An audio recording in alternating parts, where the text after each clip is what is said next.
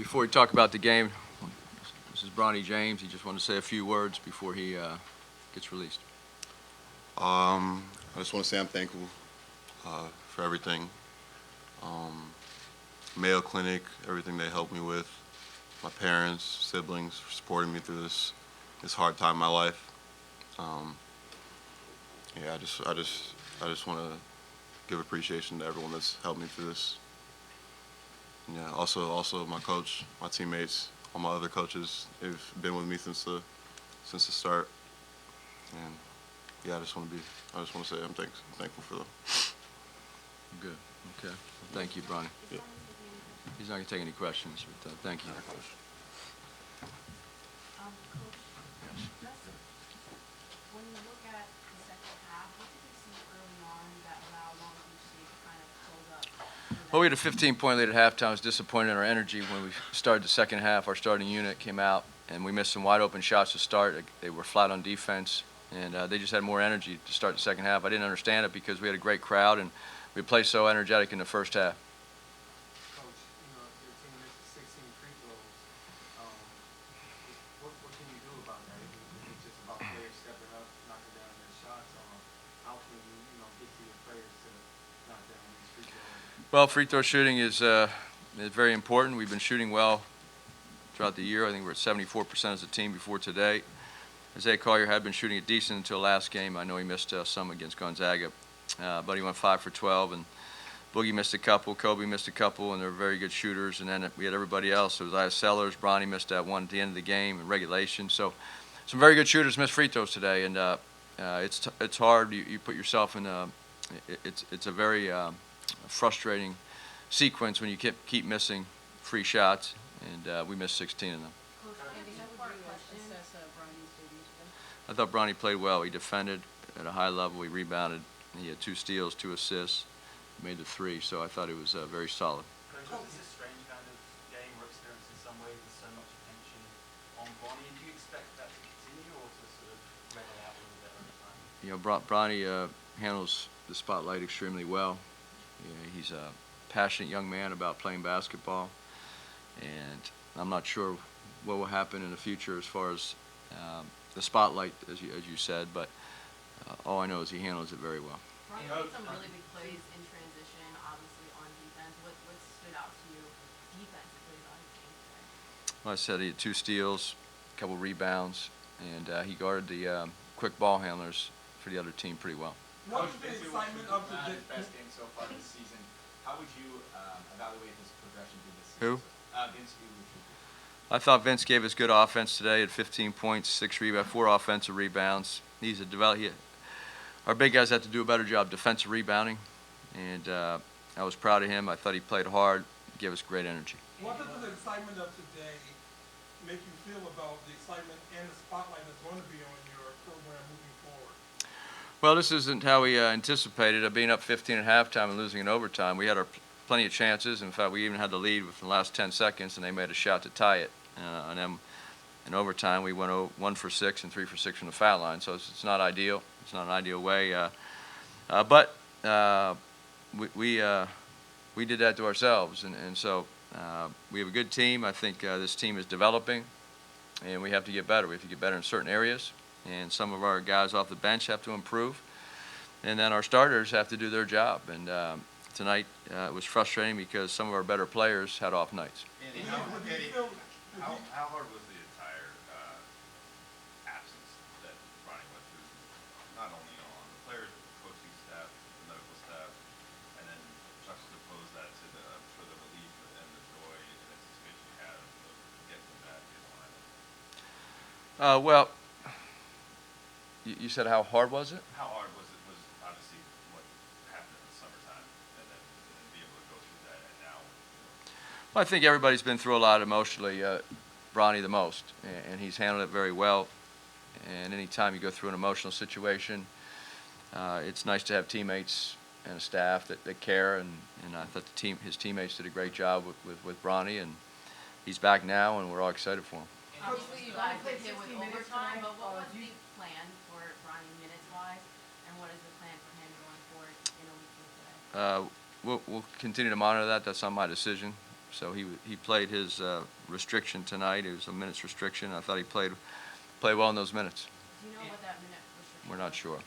It's not. He played 16? Uh, Obviously, you guys get hit with overtime. Was it supposed to be less than that? no, we did not go over. Andy, two related questions. On the final possession, when you're down 3 in overtime, why did you have Josh in instead of Vince? And then my related question is, Harry played an awful lot of minutes, but at least on the stat sheet, didn't have a big game. In reflection, should either Tajani or AP play more? Well, you can always look back at the stat sheet, and I see some other guys shot poorly from the field and had a lot of turnovers. So you could always go back and say, well, we should have given this guy more minutes or this person less minutes. That's easy to see when you look at the stat sheet after the game. But as I said, I thought DJ Rodman was playing well. He fouled out, and we had 24 fouls, which is a lot. We put him on the line 40 times. So as far as one possession, Josh Morgan, he's our best offensive rebounder. He's a very good offensive rebounder. Vince played, I thought, very well. But we need consistency out of our entire roster. And as you notice, we changed the starting lineup tonight, and we may do it again next week. We'll see. There's not a lot of starters that have secured a spot right now because of our inconsistencies on offense and defense.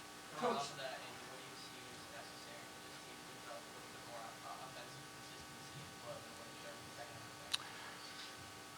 Well, if you look at the stat sheet with the turnovers, the last three games we've done extremely well, low turnovers. But the 2 games we lost at home, we had high turnovers and we shot the ball very poorly. We were 7 of 31 from the 3-point line tonight, and then we missed 16 free throws. That's really hard to win a college basketball game with those percentages, and especially when you have 19 turnovers. So our players understand they have to get better, and we'll go back and look at this game, and everybody has to do their job. The loss notwithstanding, what is the opportunity for this program to showcase itself with Bronny being here and all the eyeballs that are now drawn to USC basketball? I'm sorry, what is it? The loss notwithstanding, how do you feel about the chance to showcase this program with more eyeballs watching you all? Well, look, we recruited Bronny James because he's a very good basketball player, and we expect him to keep developing, and now he's back on the court. He went through a very unfortunate situation, and he's done an incredible job to get back to this point. So with the extra spotlight or eyeballs, as you said, sometimes that comes with a guy like Bronny, but we have to get better as a basketball team, and he has to keep improving as an individual player, and that's what we're focused on. So we don't focus on the amount of media that are here in this room right now. We're just focused on trying to get better, and I know when he gets in the gym, it's his safe spot with his teammates, and that's what he wants to do. Coach, it's obviously a very proud moment for any parent when their son or daughter plays their first game at college. For someone like LeBron, who's had a lifetime in basketball, and as a parent yourself, can you imagine sort of the emotions that must have been going on for him watching the game but not being able to directly influence it? Well, I'm not going to speak for the James family or anybody else. I'm sure it was exciting.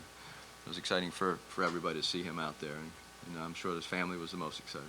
Coach, the final play of regulation, you had Isaiah Collier shoot the 3. Was that a designated play by you, or how come it didn't go to someone like Boogie? The last play of regulation, we got Boogie on the run with 3.9 seconds left, and I don't know why he didn't take the ball to the basket. So I don't know why he passed it. That wasn't designed. It was for him, whoever got it on the run, to drive it and attack. And for whatever reason, our leading scorer passed the ball with 1 second left, and we didn't get a shot off. So I'm sure he would want to have that possession back because we threw it. We got him on the run, and the play was executed perfectly, and he got the ball right where he wanted to be. One last Sticking question. with Boogie, it felt like there were so many times in this game where he just put his body on the line. Outside of the play that you just mentioned, what did you see from him overall tonight? Well, Boogie had an off night offensively. He was 4 for 14. He shot an air ball in the overtime. It looked like he was tired, and so he still had 4 assists and only 1 turnover, 2 steals, so he played very hard. Boogie plays hard all the time, and he's a tremendous player. Everybody's allowed to have an off night, but when you have off nights from a few of your guys at the same time, a game like this can happen. All right, thanks, Coach. Thank you. We have the student athletes Boogie Ellis and Vincent Iwuchukwu here for you.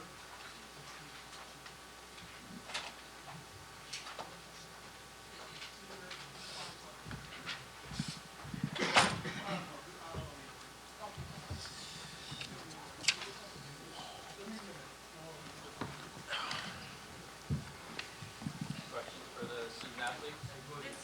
So final shot of regulation, you kick it out to Isaiah. Was there any thought for you to pull up and take that shot yourself or attack the basket? Yeah, I definitely felt like I should have got to the rim, got something better. That's on me. Vincent, I'm wondering from what both you and Bronny went through to see him on the court. He gave you that assist for the dunk early. What it's like for both of you who've been bonded by a similar circumstance to be out on the court again. No, it's great to see Bronny out there. He's put a lot of work in the gym to get back to where he was, and you know, unfortunately, like we both had to go through those circumstances. But I know it's made him stronger, and I have a great bond with him. And we talked before the game, and just told him to go out there and have fun. And that's what he did. And is this sort of where you expect your game to be in terms of your performance tonight, as if you're developing and getting back into play? Not really. Obviously,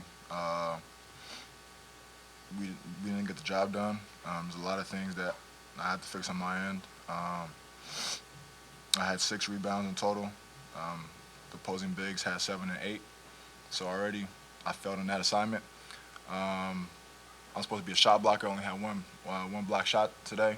Turned the ball over twice. So my assist turnover ratio is low. So it's definitely not where I want it to be at. A lot to improve on. Just gonna keep building. Boogie, you came back this year. Do you get the impression there's times where it's a big game situation, a lot of pressure, big crowds? This team sometimes doesn't handle the pressure the best of their ability.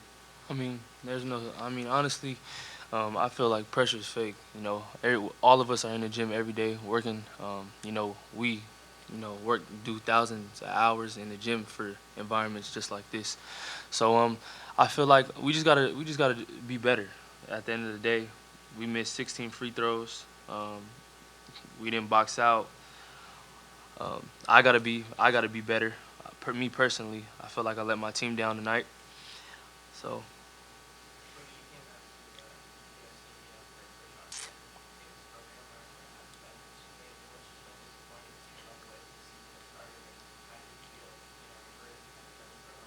Yeah, definitely. In college, I've been through a lot, so I've been through the fire for sure. So a couple losses, it really doesn't impact me. I'm gonna really take these as lessons. We got to get better. We're not a good team right now, and that starts with me. I'm the leader of the team. Me and Kobe are the leader of the team. They follow after us. So whatever losses that we take, I put that on my shoulders because I'm the guy that's supposed to be out there being positive, talking to guys, making sure that everybody's in the right spots, and I take full responsibility on this loss and the losses that we have. So we just. What's the environment like tonight? I definitely felt like before the game I was saying it felt like a UCLA game. I felt like I had the same exact feeling last year when we played UCLA. So that's a big environment, and that's what we work for and pray for to be in games like that. What's been your role in helping Bronny through this process, just giving him a unique perspective on it? Just giving him advice, certain situations, just making sure he's feeling all right. I know there's moments where there's a lot going through my mind. Just be able to be there and just calm him down.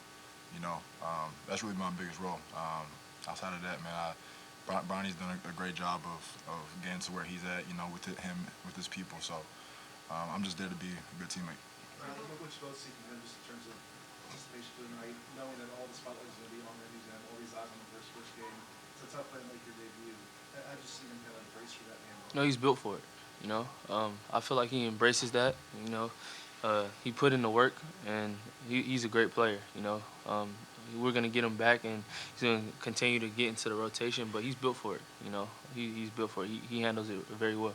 For both of you guys, the team looked really defensively sound in that first half. What kind of changed going into the second to allow Enfield to kind of chip away at that big lead? You know, I feel like we're lackadaisical on defense, including myself.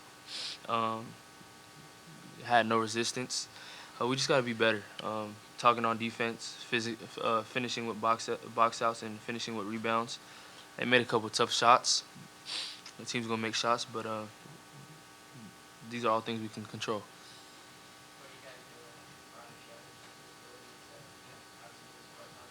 Yeah, yeah. Yeah, he's a high IQ player. He's a great basketball player. Makes the right play all the time. Everybody wants a guy like that on their team that's gonna make the right play, make open shots. He doesn't very rarely makes mistakes. So it's great to have somebody on a team like that. He defends well at a high level. So he's a great player. The ball wasn't in your hands at the end, but on that last possession of overtime, what were you guys looking for? Down three, less than 10 seconds. What was the plan of the hope? Coach Andy drew up a play, and we just didn't get a good look. We didn't execute it. One more question? Boogie, how comfortable have you been being a mentor towards these younger guards, Isaiah and Bronny? Definitely. You know,